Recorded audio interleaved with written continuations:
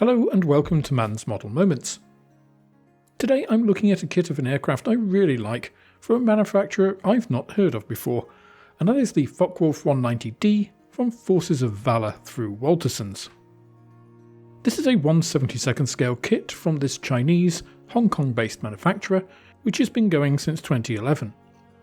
Opening the standard top opening box with its quite fetching artwork, we're presented with a host of bag frames, as tends to be the case with Chinese manufacturers. In fact, you get a total of 4 frames, all individually sealed in their own bag.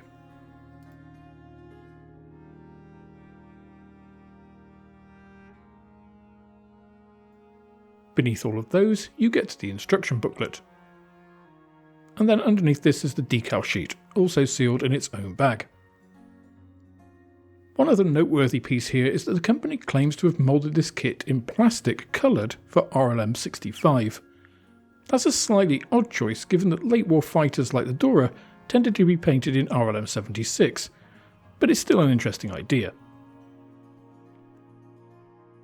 The instructions are printed in black and white and feature the kit box art, a short description, and then a bunch of technical information on the fighter in a style that reminded me of Top Trumps.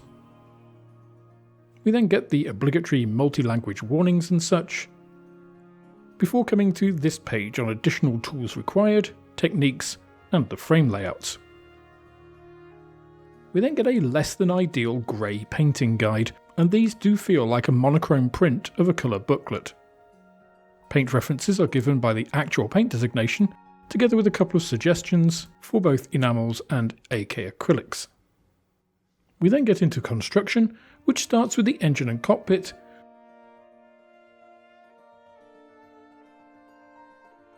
though you aren't given a control column, as I think you're expected to put the pilot in instead.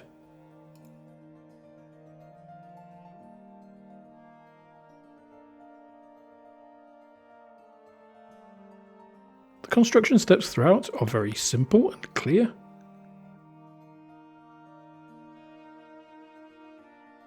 And you do have options for both retracted and deployed landing gear.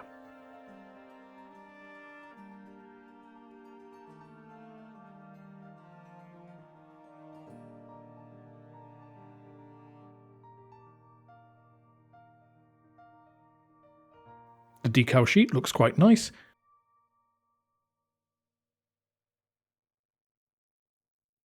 It seems well printed with good register and includes the fuselage identification band as well as all the usual markings except the swastikas.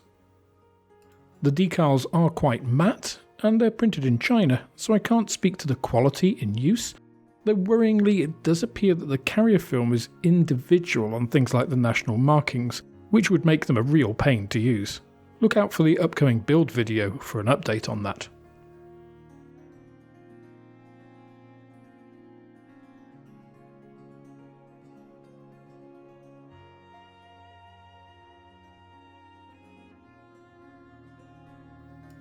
Looking at the plastic, we do have that representation of the engine, which isn't going to win any awards, but it is more than on most kits in 1/72nd scale. You also get some moulded detail in the annular radiator ring, and most items here have standard injection moulded levels of detail for this scale of kit, although I'll talk about the pilot in the close-ups.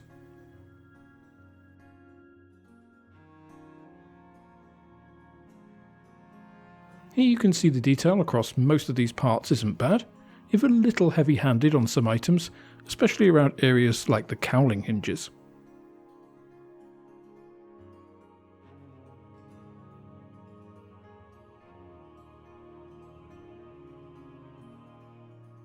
Control surface detail is a little odd too, but nothing here looks terrible. The lower wing is a single piece, with these inserts for the top, which is a very novel way of doing things. The blisters for the cannon on these seem to be for an A or an F version. The lower wing does have a good level of engraved detail, including in the wheel bays. Flipping this over to the top, you can see how those inserts fit onto the top of the wing here. The pitot tube and cannon are all moulded as part of that lower wing piece as well.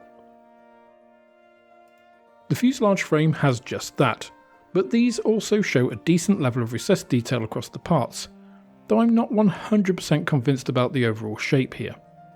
Again, it's difficult to tell until we come to building, so we'll give it the benefit of the doubt until then. One thing I failed to mention in the unboxing was the transparency, which is both bagged and wrapped in foam to protect it. When you do eventually get it out, it's a very simple one-piece affair which is both pretty thick and has a couple of very prominent alignment pins, which I'll look at again more in the close-ups.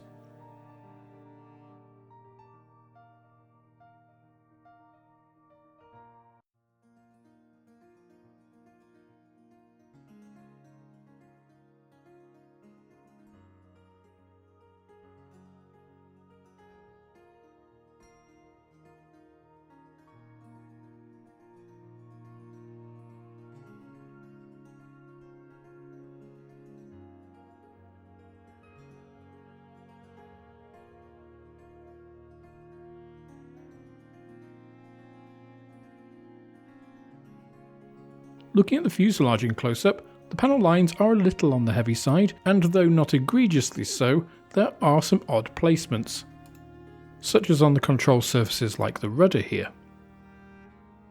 Otherwise, the detail across the model looks okay.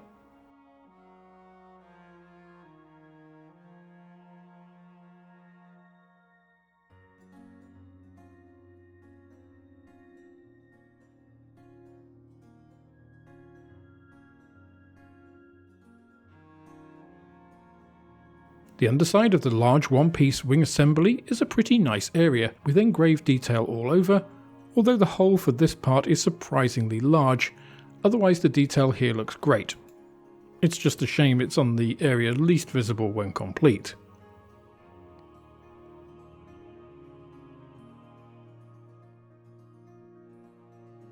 Next we come to those upper wing inserts, with their oddly shaped cannon blisters, which I couldn't find any evidence for in a quick search online. So this may just be one of those simple accuracy errors that Chinese manufacturers seem often to be hampered by. Moving on, the undercarriage items actually look pretty nice.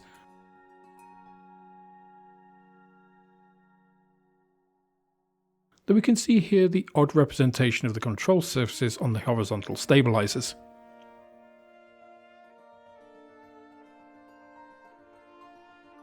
We can also see the cowling with its slightly accentuated hinge detail.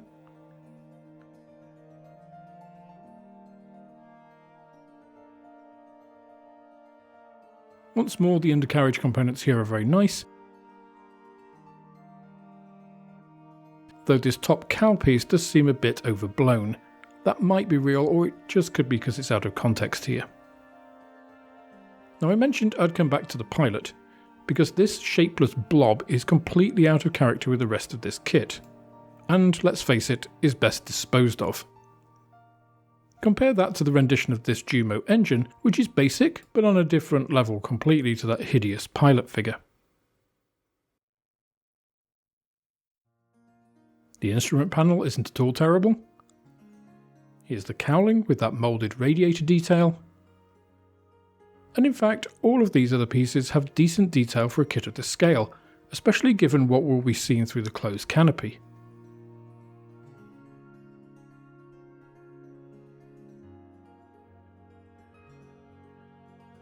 The prop to me doesn't have the right breadth for the big paddle-bladed D9, but it's not awful and could be fairly easily corrected or replaced.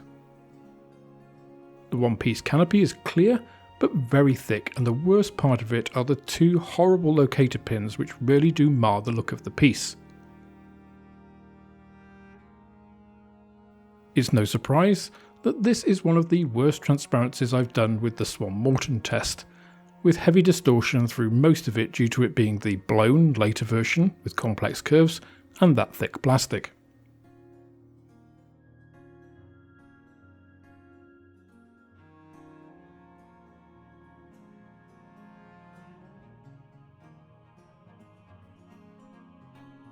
So what do I think of this kit?